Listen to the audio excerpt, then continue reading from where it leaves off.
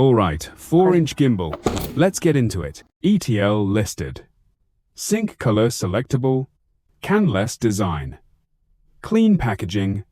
Clean specs. Fixture. J-box. User manual. Everything you need. No extra trip to the supply house. J-box, connect the fixture tool free. This is where the canless design pays off. No bulky housing. No can to wrestle with.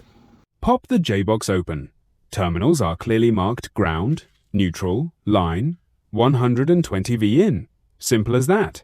Insert your wire, lock. No wire nuts, no twisting. These push-in terminals are solid. And here's the thing. The CCT select switch is right here on the J-box. Set it before you close it up, or pull it later, your call. Holes cut push the J-box up, springs do the rest. Flush mount, no sag. That's it, try seconds. No joke. 360 rotation, 90-degree tilt. Aim it at art, countertops, whatever needs the light. No dark spots, no compromise.